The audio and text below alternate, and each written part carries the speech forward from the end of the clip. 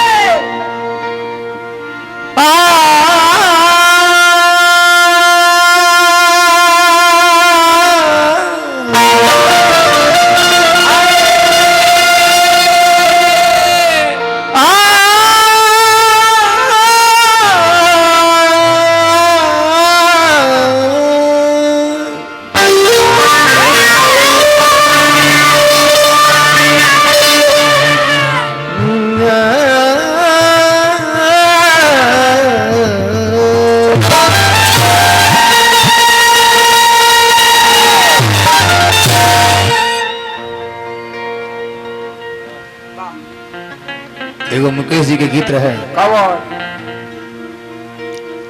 क्यों क्यों के देख के उसन मन में तरंग उठेला। कभी कभी मेरे दिल में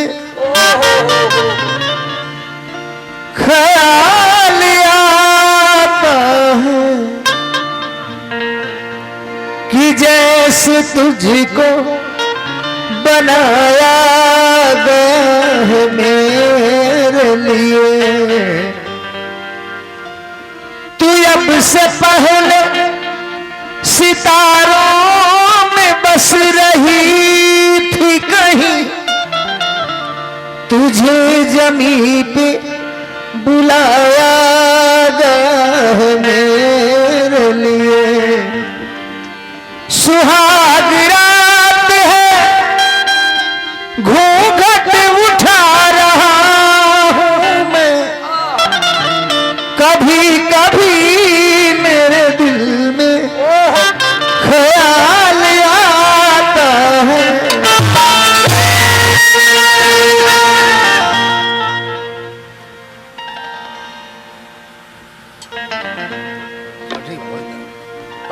यह चाह बा मन में, यह उमंग बा, यह तरंग बा। बाकी प्यार में दुइये गो चीज दरार बनेला। दुइये गो चीज दीवार बन के खड़ा हो जाला। एगो समाज, एगो गरीबी। एगो समाज प्यार के बीच दीवार बन के खड़ा हो जाला तो दो गो दिल के मिले ना देला। एगो गरीबी भी कहीं कहीं दीवार बन के खड़ा हो जाला। यह को गीत रहे, चांद की दीवार न तोड़ी प्यार भरा दिल तोड़ दिया। एक धनवान की बेटी ने निर्धन का दामन छोड़ दिया। लड़का गरीब बा, लड़की अमीर घराना से बिलम्ब करती है। सोचलस की ठीक बतरा से बियाह तो करबे करब, लेकिन तनी हमरो के दो चार पैसा के आदमी हो जाए तो लड़का विदेश गइल कमाए। अब विदेश से कमा के आयल तो देखलस लड़की के मांग में सिंदूर कलश की। अरे हम गइनी तो तू बिना नंबर के रहल आई तरह पर नंबर प्लेट कौन चढ़ा देलस।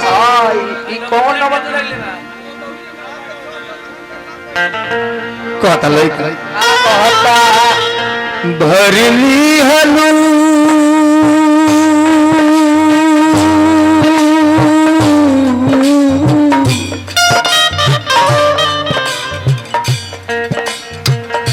भरली हलू तो भरली हलू तो मांग में सिंदूर हमरा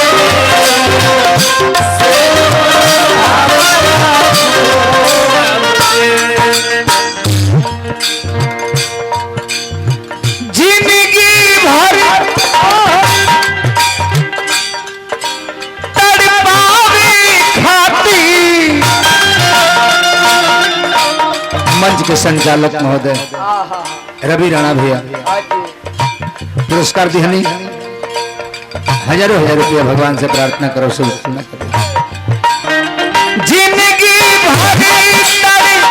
भरी खाती दिहलू जखम चुन चुन के भरली हलू मान में सिंदूरी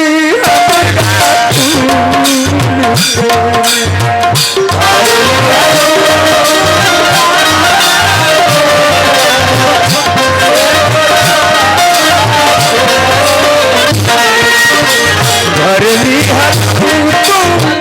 मांग में सिंदूरी हमरा चून के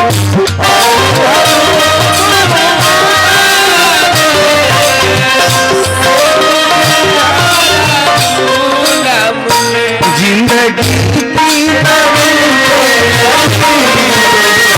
प्यार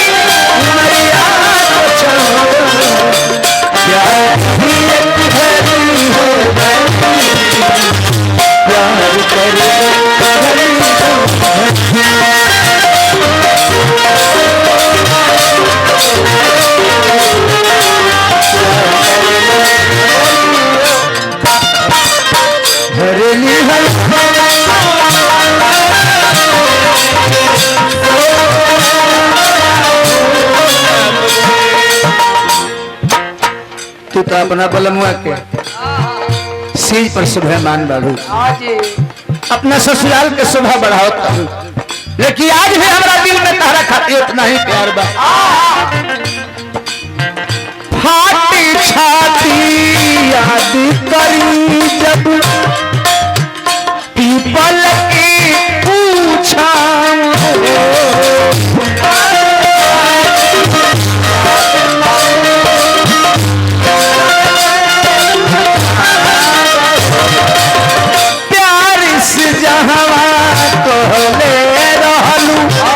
कहिया धर बाबा हो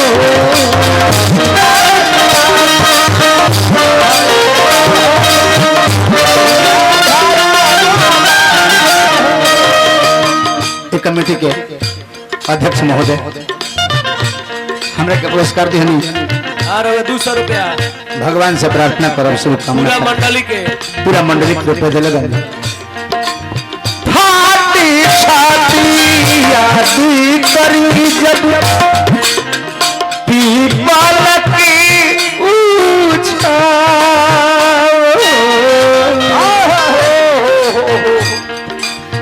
प्यार से जहवा कहले रहलू कहिया धर बाबा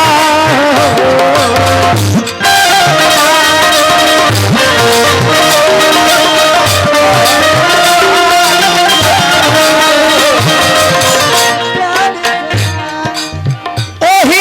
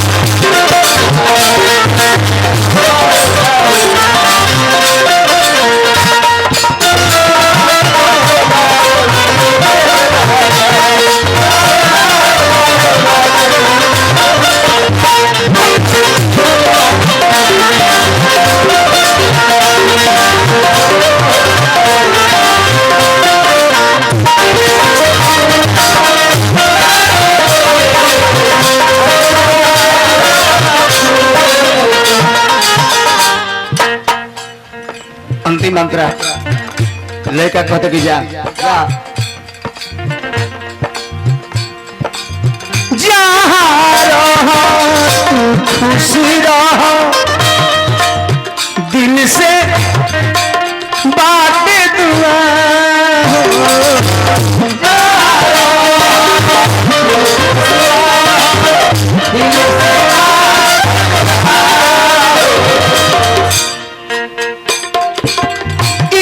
प्रभु से अर्जी बात तू चाहे रहा जहाँ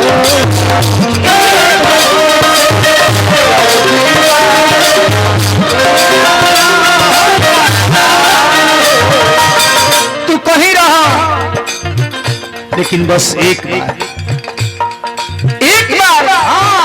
कहे कि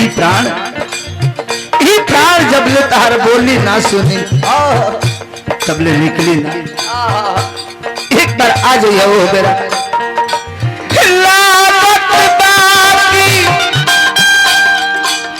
प्राण निकली